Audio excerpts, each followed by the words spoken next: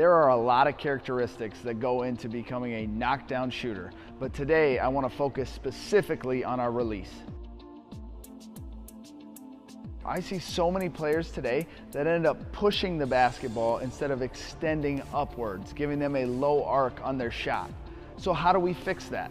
As a young player, I was always told that I needed to keep the basketball on the pads of my fingers, leaving a little bit of space between the basketball and my palm.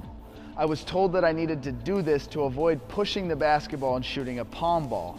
But over the course of the past few years, I've watched two of the best shooters in the world in Klay Thompson and Steph Curry rest the basketball directly on their palm. So if two of the best shooters in the world shoot it that way, is it really wrong?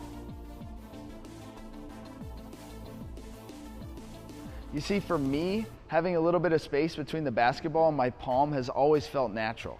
But when I listen to coaches break down a proper shooting release, they're constantly stressing the importance of the basketball being released off of the big three or your index finger and middle finger together. Resting the basketball in the palm of your hand has been frowned upon because of the idea that it will automatically force you to shoot a palm ball, pushing the basketball out rather than extending upwards.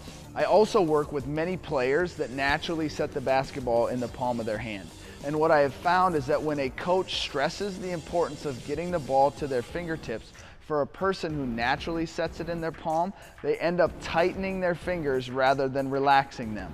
What this does is forces a push-like motion, which is what we were trying to avoid in the first place.